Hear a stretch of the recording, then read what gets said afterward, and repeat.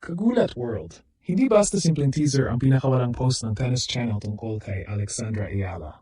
Ang linyang, "You've never heard Alexandra Ayala like this. Coming soon," ay parang malinaw na senyales na may paparating na mas personal, mas malalim, at mas cinematic na feature tungkol sa Filipina tennis superstar.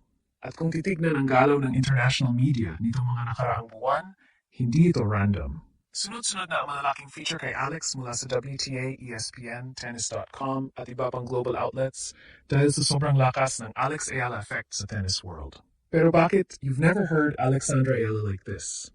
Ibig sabihin nito, posible tayong makakita ng side ni Alex na hindi puro forehand, ranking at highlights. Posibleng behind the scenes ito. Posibleng documentary-style interview. Posibleng emotional sit-down tungkol sa pressure ng pagiging first true global Filipina tennis superstar.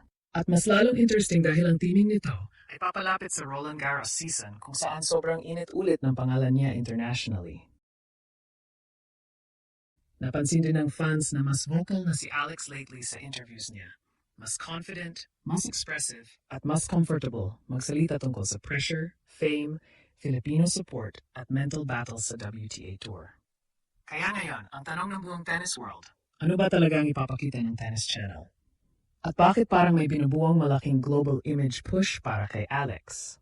Habang abala ang karamihan sa tennis fans sa Roland Garros draw at mga clay court preparations, isang simpleng teaser post lang mula sa Tennis Channel ang biglang nagpasabog ng curiosity online. "You've never heard Alexandra Ayala like this. Coming soon." Isang sentence lang. Pero para sa maraming Pinoy tennis fans, sapat na yon para magsimula ang speculation. Dahil sa totoo lang, bihira nating makita si Alex sa ganitong klase ng presentation. Karaniwan kasi, kapag featured si Alex internationally, focus agad sa tennis IQ niya, lefty angles, Nadal Academy background, o kaya historic wins niya laban sa mga top players. Pero ngayon, iba ang vibe. Mas cinematic, mas personal, mas human, at doon nagsisimulang maging interesting ang lahat.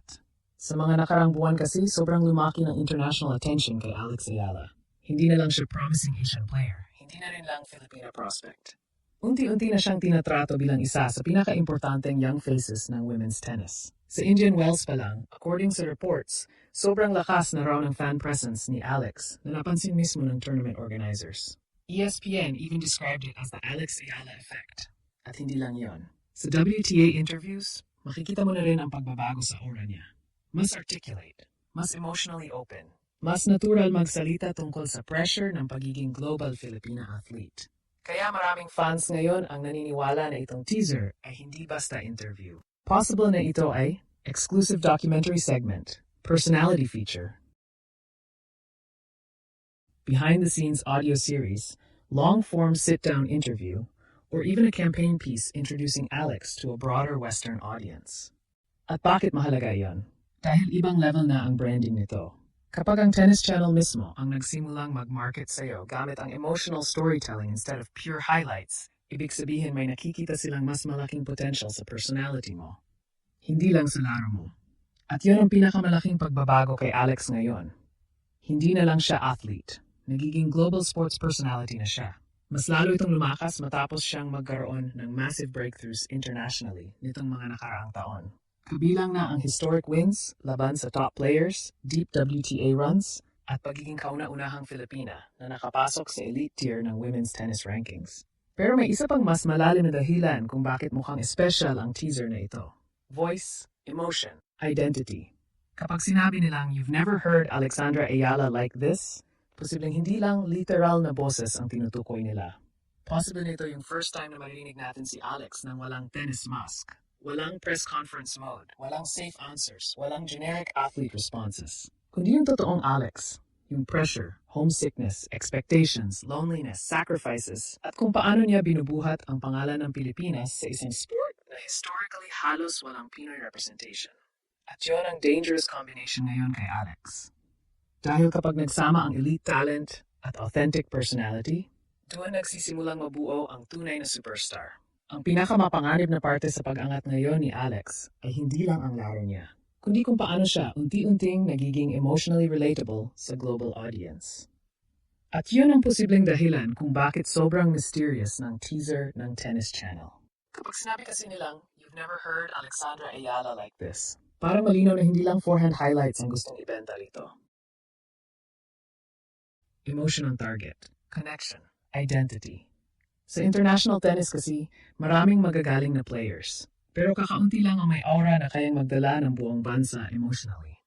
At doon unti-unting nagiging iba si Alex. Habang tumatagal, mas nagiging obvious na dala niya hindi lang racket kundi pati buong pag-asa ng Philippine tennis. Isang sport na halos walang history ng elite-level Filipino dominance bago siya dumating. Kaya bawat interview niya ngayon may ibang bigat. Kapag nagsasalita siya tungkol sa sacrifices, training sa Spain, homesickness, pressure at expectations, hindi lang tennis fans ang nakaka-relate. Kahit ordinaryong Pilipino ramdam ang kwento niya. At posibleng yun mismo ang gustong i-capture ng upcoming feature. Hindi na Alex the prospect, kundi Alex the person. Sa social media pa lang, mapapansin mong iba na rin ang reaction ng international fans sa kanya. Hindi lang puro great talent ang comments. Marami na rin nagsasabing refreshing ang personality niya, calm ang aura, at may natural charisma siya on camera. At mahalaga iyon sa modern sports culture.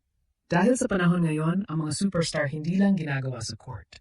Ginagawa sila sa storytelling. Ganito rin nagsimula ang malaking media push kina Naomi Osaka at Coco Gauff noon.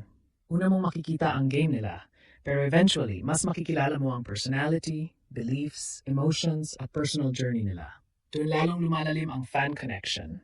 At mukhang unti-unti nang pumapasok si Alex sa parehong lane.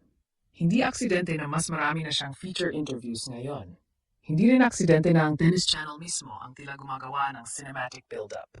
Kapag major international sports media na ang nagsisimulang mag-package sa'yo bilang personality-driven athlete, ibig sabihin may nakikita silang long-term marketability at global appeal. At para sa isang Filipina athlete, napakalaking bagay noon. Lalo na sa tennis na traditionally dominated ng Europe at America pagdating sa media spotlight.